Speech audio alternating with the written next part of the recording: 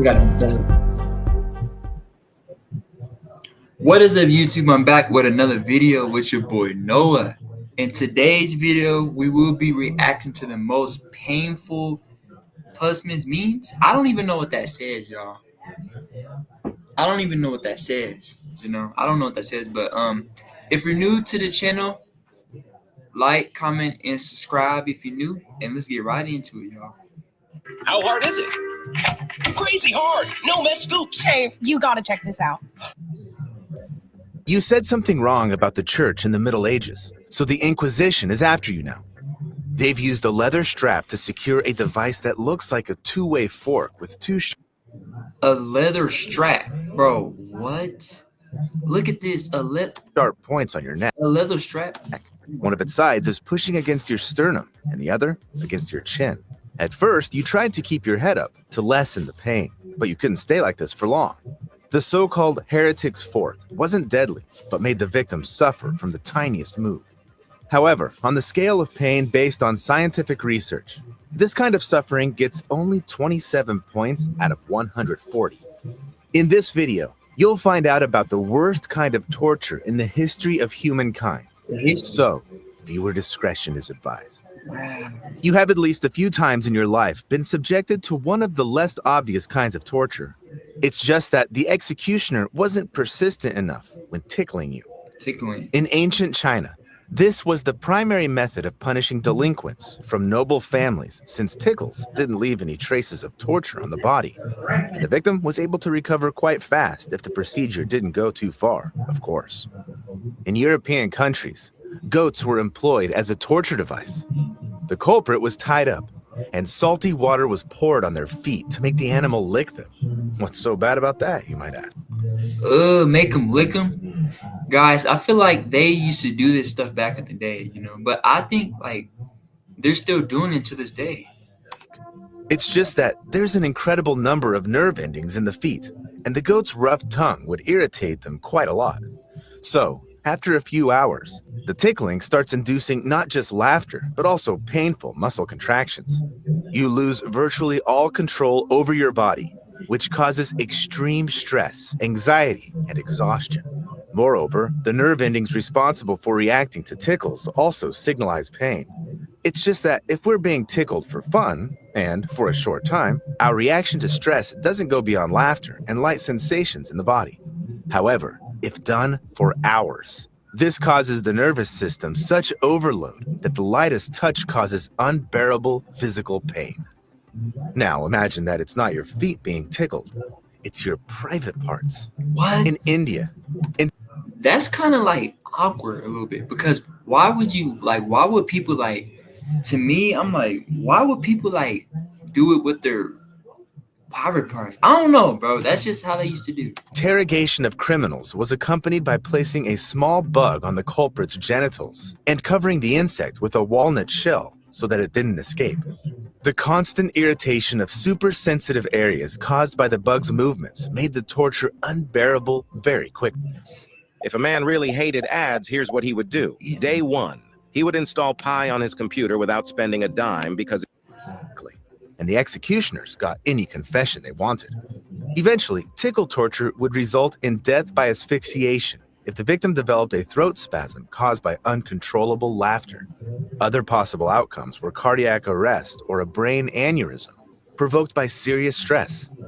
Yet on the pain scale, tickle torture got only 32 points since the suffering it brought was mostly psychological. This is very similar to the next kind of torture, the Chinese water torture. At first, the person was immobilized, and then cold water would slowly drip onto their face or head. Gradually, the constant skin irritation caused by the drops and splashes would make the nervous system hypersensitive.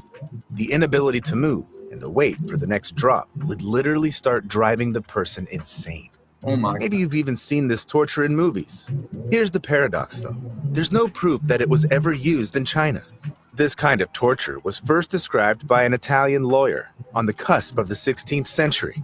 In the mid-18th century... Hey, guys, I think they got some things like this in America, Hey, comment down below if you think they have some stuff like this in America, because it even said in China. I'm just saying, y'all. We got some stuff that other countries kind of don't have, you know? But that's some crazy stuff that they got in China. Century, German and French doctors attempted to use this method to cure mental disorders. Moreover, the very term Chinese water torture came into active use owing to a trick by the legendary Harry Houdini.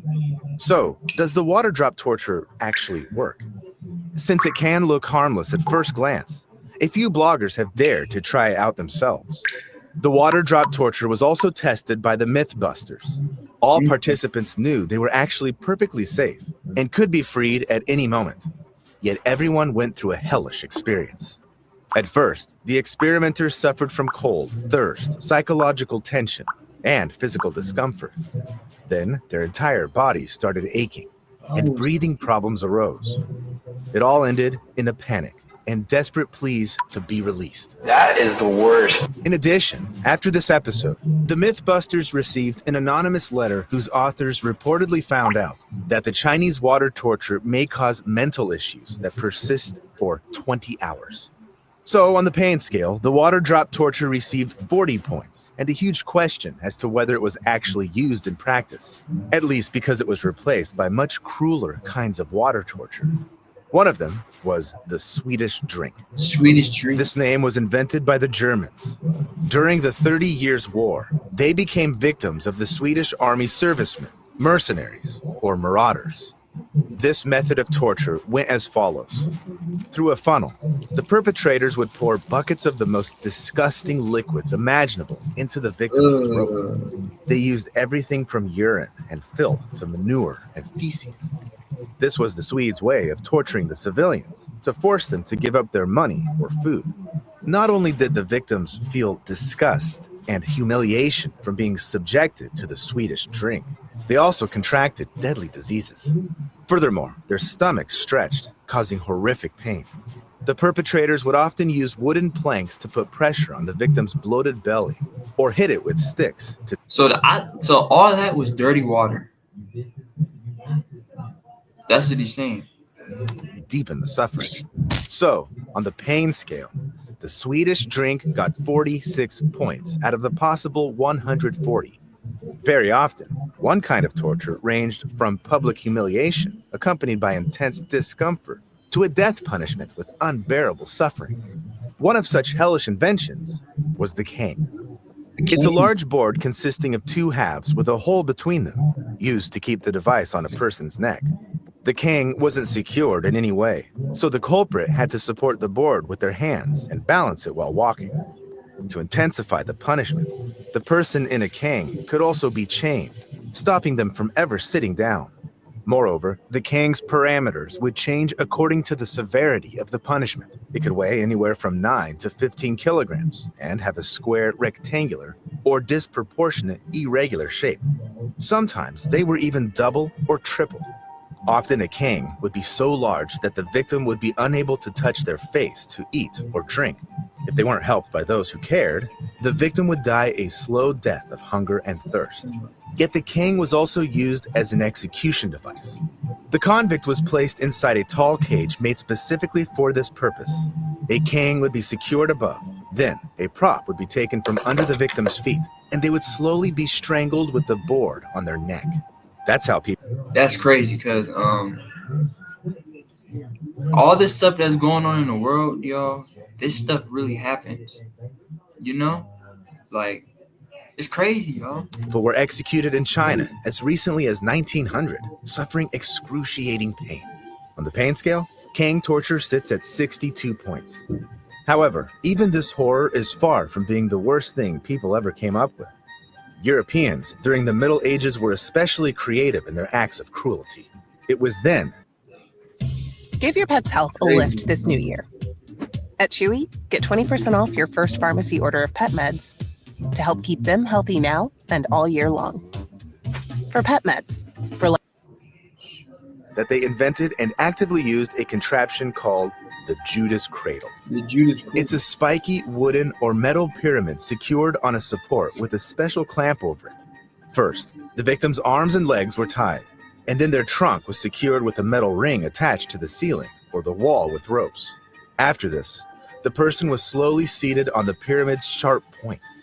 I won't go into the horrific anatomical details, since it's clear anyway that the process caused unbearable pain. Moreover, such torture could go on for days. If the executioners wanted to receive a confession or other information, but the victim remained silent, they tied weights to their arms and legs, causing the pyramid edges to gnaw at the poor person's body even more. As if that wasn't enough, the Judas cradle was never cleaned, so it became the breeding ground for deadly bacteria. So, even if the victims managed to survive, they often died of infections. At any rate, they remained scarred physically and psychologically for the rest of their lives. That's why the Judas cradle received 79 points on the pain scale, crossing the midpoint.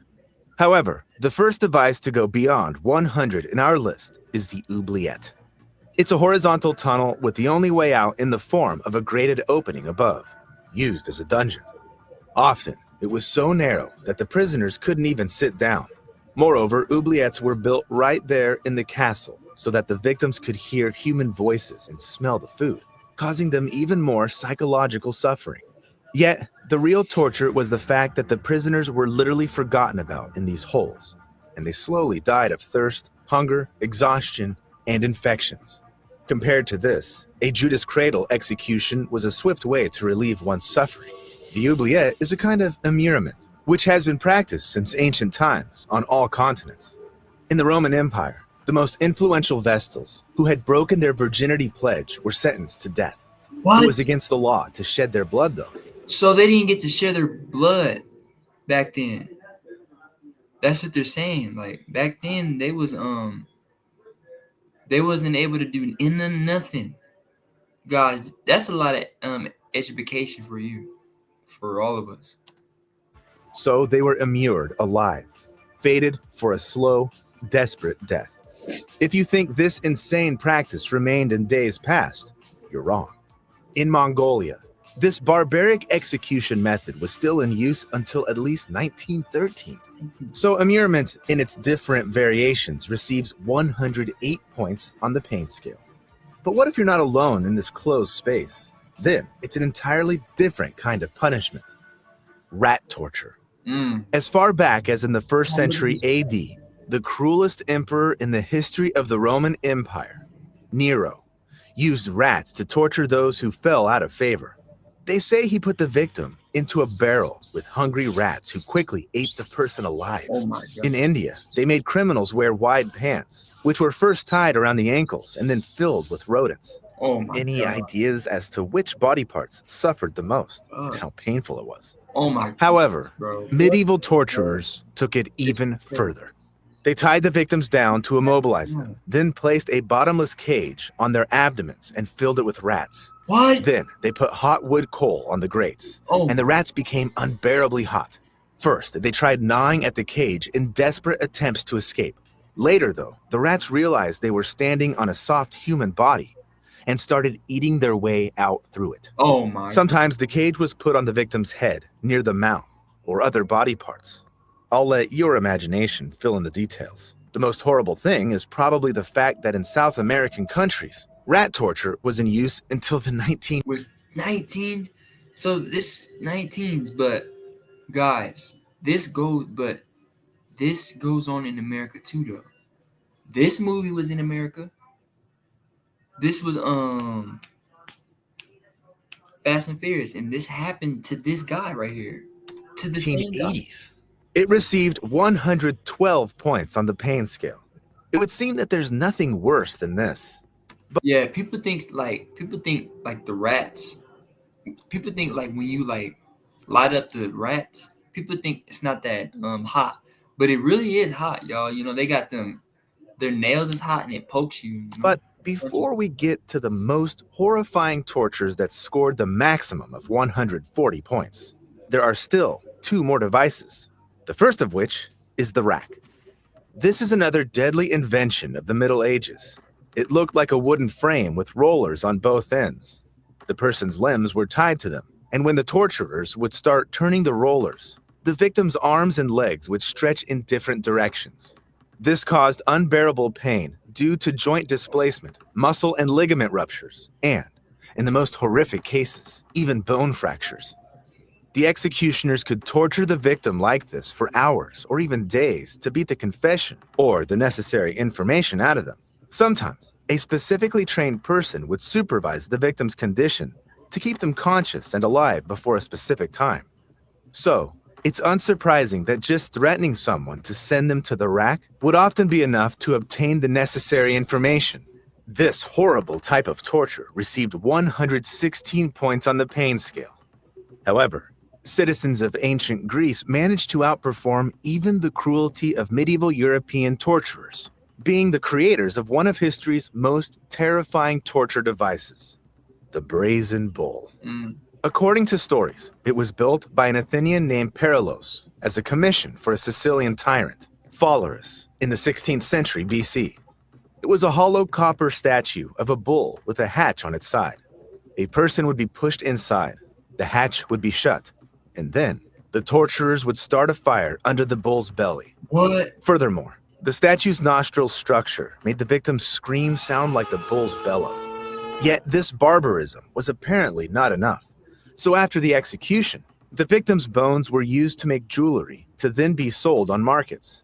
The inventor of this hellish machine realized very quickly that doing business with tyrants was a bad idea, since the first person Phalaris tried out the brazen bull on was Perilos himself. First, the man's skin started burning in the places where it touched the metal.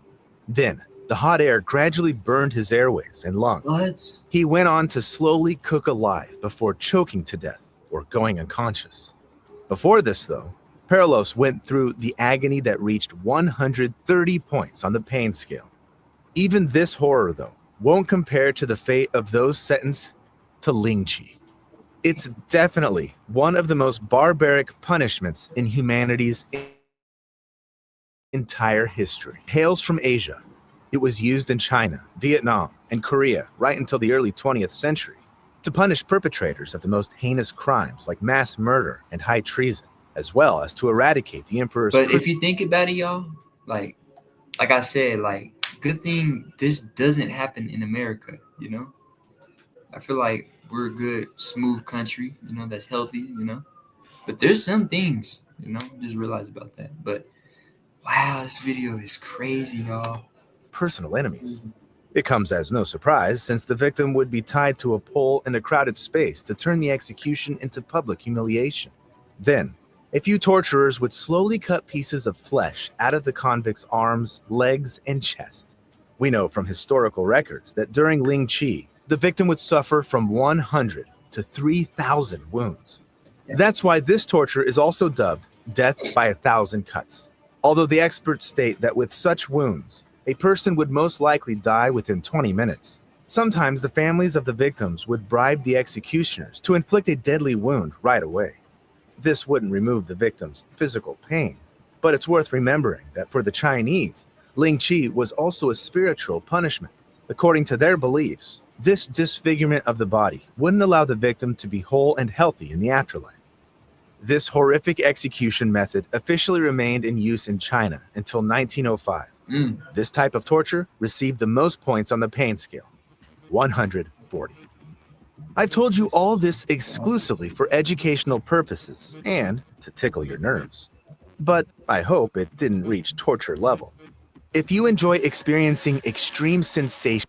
Oh, wow, this was a lot of education for all of us. You know, it's crazy how what they was like saying, you know, like the craziest thing I ever heard on here is when the guy was like couldn't even move, you know, like the rats was burning him and all that. That's the craziest thing I ever heard in my life. If you're new to the channel, subscribe. See you guys in the next video. I'm out, y'all. Peace. I'm out, y'all.